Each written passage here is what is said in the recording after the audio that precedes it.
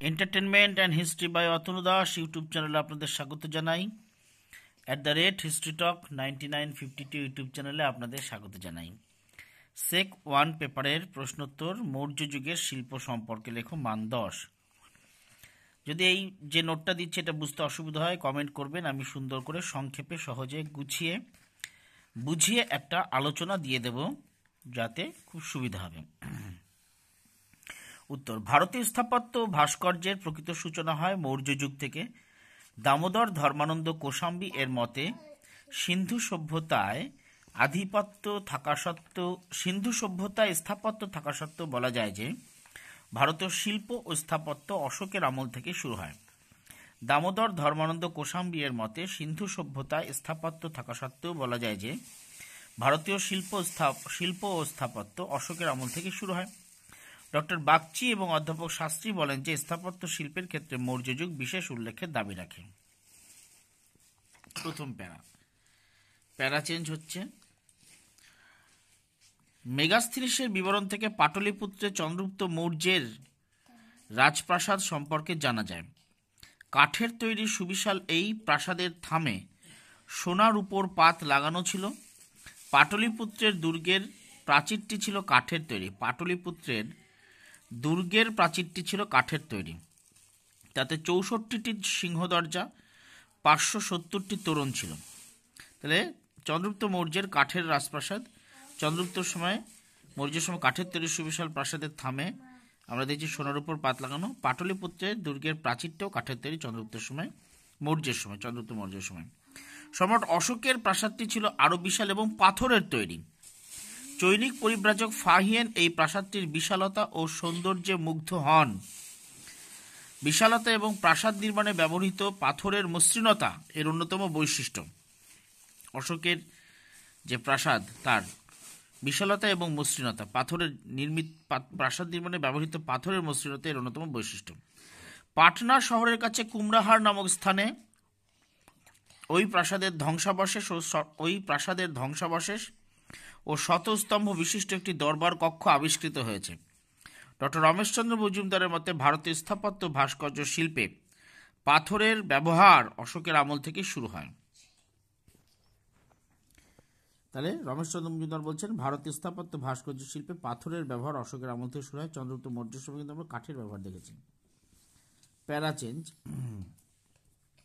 মৌর্য স্থাপত্যের অন্যতম উল্লেখযোগ্য নিদর্শন হল স্তূপ।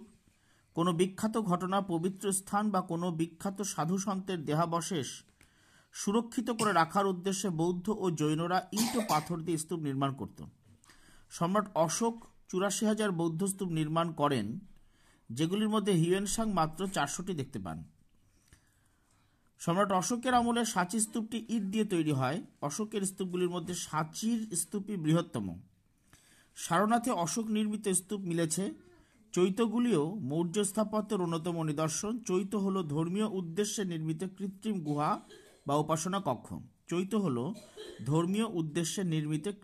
গুহা বা উপাসনা কক্ষ।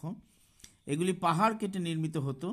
সাঁচি, সারনাথ এবং বরাবর পাহাড়ে অশোক নির্মিত চৈত্য আবিষ্কৃত হয়েছে। সাঁচি, সারনাথ এবং বরাবর পাহাড়ে অশোক নির্মিত চৈত্য আবিষ্কৃত হয়েছে।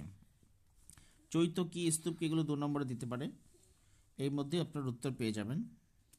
প্রয়োজন হলে কমেন্ট করবেন, আমি নোট করে দিয়ে দেবো 2 নম্বরের জন্য সেক পেপারে। প্যারা চেঞ্জ। অশোক ও তার পৌত্র দশরথ বৌদ্ধ ভিক্ষুদের বসবাসের জন্য পাহাড় কেটে কিছু গুহা চৈত্য নির্মাণ করেন, যা বিহার মঠ সংঘারাম নামে পরিচিত। বরাবর ও নাগার্জুনী পাহাড়ে আবিষ্কৃত এইসব গুহা চৈত্যগুলি আজীবিক সন্ন্যাসীদের বসবাসের জন্য দান করা হয়। খুব ইম্পর্টেন্ট এটা সেট পেপারে,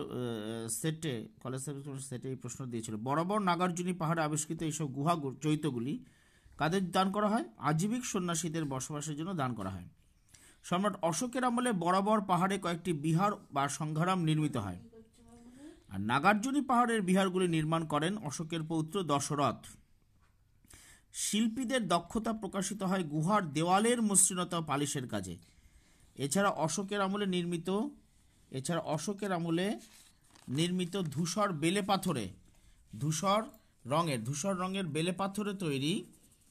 রঙের বেলে পাথরে তৈরি স্তম্ভগুলি অসাধারণ। বাখিরা, রামপুর বা লৌরিয়া, নন্দনগড়, রুমিনদেই, সারনাথ, সাঁচি, ফারুখাবাদ, শঙ্কাশ্র প্রভৃতি স্থানে অশোকের আমলে প্রায় 30টির বেশি স্তম্ভ নির্মিত হয়েছিল।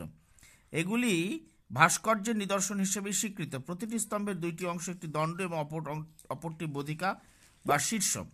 দণ্ডটি একশিলা অর্থাৎ একখণ্ড পাথরে নির্মিত। গোলাকার স্তম্ভ নিচ থেকে ক্রমশ সরু হয়ে সোজা উপরে উঠে গেছে। বৃহত্তম দণ্ডের ওজন 50 টনের মতো। দণ্ডগুলির মসৃণতা ছিল বিস্ময়কর। দণ্ডের উপরে বসানো একটি পৃথক পাথরে তৈরি বোধিকা বা শীর্ষদেশ, এটিও একটি পৃথক অখণ্ড পাথর। একটি তাম্রকিলক বা তামার খিল দিয়ে দণ্ডের সঙ্গে বোধিকাকে জুড়ে দেওয়া হয়েছে। বোধিকার 3টি অংশ, নিচে ঘণ্টার আকারে উল্টানো পদ্ম, এর উপর গোলাকার বা আয়তাকার একটি মঞ্চ, মঞ্চের চারপাশে লতা পাতা ও পশু পাখির অপূর্ব অলঙ্করণ। এর উপর স্তম্ভ শীর্ষে সিংহ, বৃষ, হস্তি, অশ্ব প্রভৃতি পশুমূর্তি দেখা যায়। জন মার্শাল বলেন, মঞ্চের উপর স্থাপিত পশুমূর্তিগুলিতে ভাস্কর্য শিল্পের যে নিদর্শন পাওয়া যায় তার সমকক্ষ শিল্প সৃষ্টি পৃথিবীর আর কোথাও আবিষ্কৃত হয়নি। অশোক স্তম্ভগুলির মধ্যে সারনাথের স্তম্ভটি সর্বশ্রেষ্ঠ। লাস্ট প্যারা। সারনাথের স্তম্ভের মঞ্চের গায়ে চারদিকে হস্তি, বৃষ, অশ্ব, সিংহ এই 4টি মূর্তি খোদিত আছে। প্রতিটি পশুর পাশে খোদিত আছে একটি করে চক্র। মঞ্চের উপর আছে পরস্পরের দিকে পিছন করে বসা 4টি সিংহ মূর্তি। মঞ্চের উপরে, সারনাথের যে মঞ্চের উপর আছে পরস্পরের দিকে পিছন করে বসা 4টি সিংহ মূর্তি। সিংহ চতুষ্টয়ের পিঠের উপর আছে প্রস্তর নির্মিত একটি বিরাট চক্র বা ধর্মচক্র। মার্শাল এবং স্মিথ এই স্তম্ভটির ভূয়সী প্রশংসা করেছেন। মার্শাল এবং স্মিথ অশোক নির্মিত যে সারনাথের যে স্তম্ভ তার ভূয়সী প্রশংসা করেছেন। হ্যাভেলের মতে মৌর্য শিল্পরীতি হলো আর্য অনার্য শিল্পরীতির সমন্বয়। চ্যানেলটাকে লাইক, সাবস্ক্রাইব, পজিটিভ কমেন্ট এবং শেয়ার করবেন। সেক পেপার 1-এর জন্য দিলাম কল্যাণ ইউনিভার্সিটির খুব কার্যকরী নোট আকারে দিলাম ঠিকই, কিন্তু যদি নোটটা বুঝতে অসুবিধা হয় কমেন্ট করবেন, আমি বুঝিয়ে দেব। সুন্দর করে সংক্ষেপে আলোচনা করে বুঝিয়ে দেবো। এটা 10 নম্বরে করলাম।